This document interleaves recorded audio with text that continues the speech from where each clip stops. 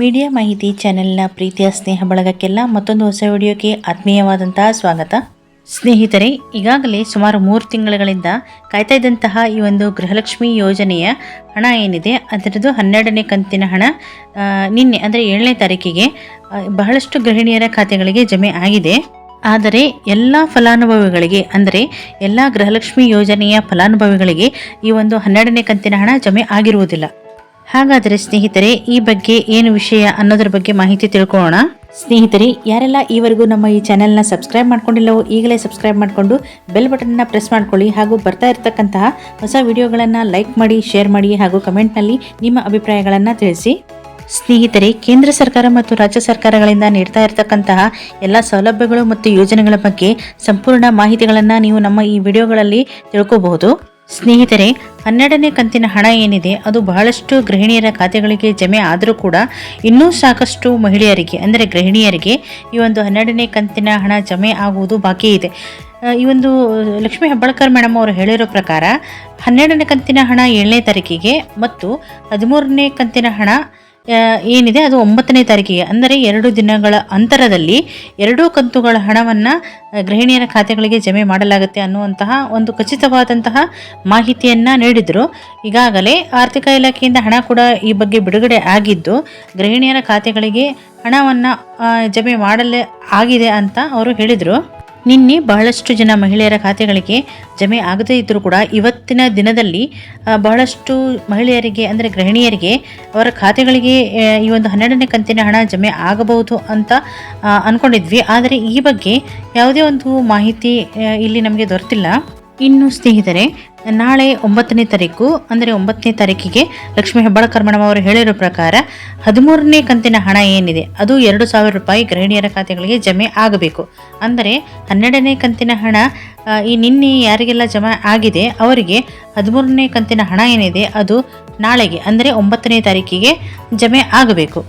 ಆದರೆ ಸ್ನೇಹಿತರೆ, ಈ ಒಂದು 12ನೇ ಕಂತಿನ ಹಣ ಯಾವೆಲ್ಲ ಗೃಹಿಣಿಯರ ಖಾತೆಗಳಿಗೆ 7ನೇ ತಾರೀಕಿಗೆ ಜಮೆ ಆಗಿಲ್ಲವೋ ಅವರು ಈ ಒಂದು ನಮ್ಮ ಖಾತೆಗಳಿಗೆ ಈ ಒಂದು 12ನೇ ಕಂತಿನ ಹಣ ಏನಿದೆ ಆ ಒಂದು ಹಣ ಯಾವಾಗ ಜಮೆ ಆಗುತ್ತೆ, ಆ ಹಣ ಜಮೆ ಆದ ನಂತರ ಇನ್ನು 13ನೇ ಕಂತಿನ ಹಣ ಕೂಡ ಯಾವ ಒಂದು ದಿನಾಂಕದಲ್ಲಿ ಜಮೆ ಆಗುತ್ತೆ ಅನ್ನುವಂತಹ ಒಂದು ಟೆನ್ಷನ್ನಲ್ಲಿ ಮಹಿಳೆಯರು ಇದ್ದಾರೆ.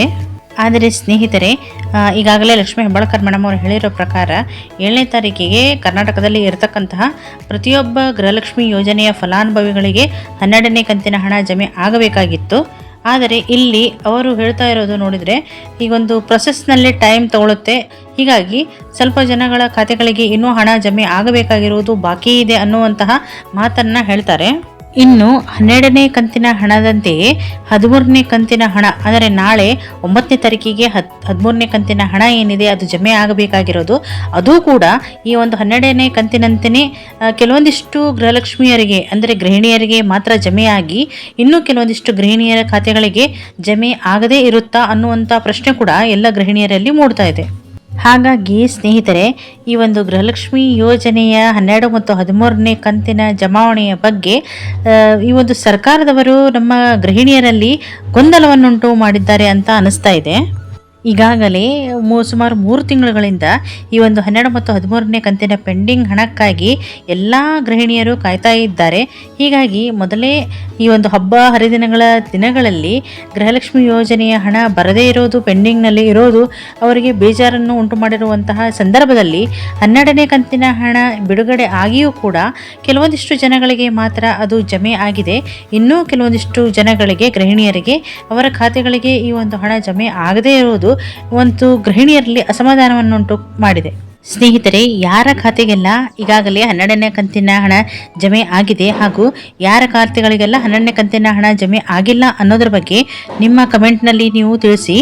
ಇನ್ನು ಈಗಾಗಲೇ ಇರತಕ್ಕಂತಹ ಮಾಹಿತಿಗಳ ಪ್ರಕಾರ ನಾಳೆ 12ನೇ ಕಂತಿನ ಹಣ ಯಾರಿಗೆಲ್ಲ ಜಮೆ ಆಗಿಲ್ಲವೋ ಅವರಿಗೆ 12ನೇ ಕಂತಿನ ಹಣ ಜಮೆ ಆಗಿ ನಂತರ 2-3 ದಿನಗಳ ಅಂತರದಲ್ಲಿ 13ನೇ ಕಂತಿನ ಹಣ ಕೂಡ ಜಮೆ ಆಗುತ್ತೆ ಅನ್ನುವಂತಹ ಮಾಹಿತಿ ಈಗ ಹೊರಬೀಳ್ತಾ ಇದೆ. ಹಾಗಾಗಿ ಸ್ನೇಹಿತರೆ, ನಾಳೆ ಒಂದು 12ನೇ ಕಂತಿನ ಹಣ ಯಾವ ಗೃಹಿಣಿಯರ ಖಾತೆಗಳಿಗೆಲ್ಲ ಜಮೆ ಆಗಿಲ್ಲವೋ ಅವರ ಖಾತೆಗಳಿಗೆ 12ನೇ ಕಂತಿನ ಹಣ ಜಮೆ ಆಗಿ ಒಂದು 2-3 ದಿನಗಳ ಅಂತರದಲ್ಲಿ 13ನೇ ಕಂತಿನ ಹಣ ಕೂಡ ಜಮೆ ಆಗುತ್ತೆ. ಒಟ್ಟಿನಲ್ಲಿ ಈ ತಿಂಗಳು ಅಂದರೆ ಅಕ್ಟೋಬರ್ ತಿಂಗಳು ಮುಗಿಯುವಷ್ಟರಲ್ಲಿ 12, 13 ಮತ್ತು 14ನೇ ಕಂತಿನ ಹಣ ಅಂದರೆ 6,000 ರೂಪಾಯಿಗಳು, 3 ಕಂತುಗಳ ಹಣ 6,000 ರೂಪಾಯಿಗಳು ಜಮೆ ಆಗುತ್ತೆ ಅನ್ನುವಂತಹ ಒಂದು ಮಾಹಿತಿ ಇದೆ.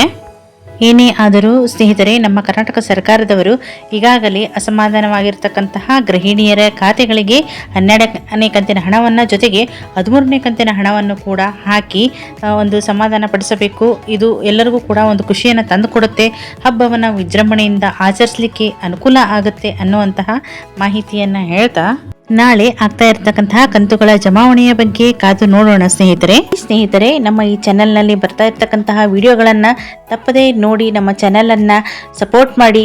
ಎಲ್ಲ ಯೋಜನೆಗಳ ಅಪ್ಡೇಟ್ಸ್ಗಳನ್ನು, ಮಾಹಿತಿಗಳನ್ನು ನಮ್ಮ ವಿಡಿಯೋದಲ್ಲಿ ನೀವು ಪಡ್ಕೋಬಹುದು. ಮತ್ತಷ್ಟು ಹೊಸ ಮಾಹಿತಿಗಳೊಂದಿಗೆ ಮುಂದಿನ ವಿಡಿಯೋದಲ್ಲಿ ತಮ್ಮನ್ನು ಭೇಟಿಯಾಗ್ತೀನಿ. ವಿಡಿಯೋ ಎಲ್ಲರಿಗೂ ಇಷ್ಟ ಆಗಿದೆ ಅಂತ ಅಂದ್ಕೊಂಡಿದ್ದೀನಿ. ಹಾಗಾಗಿ ಯಾರೆಲ್ಲರೂ ಈವರೆಗೂ ನಮ್ಮ ಚಾನೆಲ್ನ ಸಬ್ಸ್ಕ್ರೈಬ್ ಮಾಡ್ಕೊಂಡಿಲ್ಲವೋ ಈಗಲೇ ಸಬ್ಸ್ಕ್ರೈಬ್ ಮಾಡಿಕೊಂಡು ಬೆಲ್ ಬಟನ್ನ ಪ್ರೆಸ್ ಮಾಡ್ಕೊಳ್ಳಿ. ಬರ್ತಾ ಇರ್ತಕ್ಕಂತಹ ವಿಡಿಯೋಗಳನ್ನು ಲೈಕ್ ಮಾಡಿ, ಶೇರ್ ಮಾಡಿ, ನಿಮ್ಮ ಅಭಿಪ್ರಾಯಗಳನ್ನು ಕಮೆಂಟ್ನಲ್ಲಿ ತಿಳಿಸಿ. ಸ್ನೇಹಿತರೆ, ಮತ್ತಷ್ಟು ಮಾಹಿತಿಗಳೊಂದಿಗೆ ಮುಂದಿನ ವಿಡಿಯೋದಲ್ಲಿ ಭೇಟಿಯಾಗೋಣ. ವಿಡಿಯೋ ನೋಡಿದ್ದಕ್ಕಾಗಿ ಧನ್ಯವಾದಗಳು.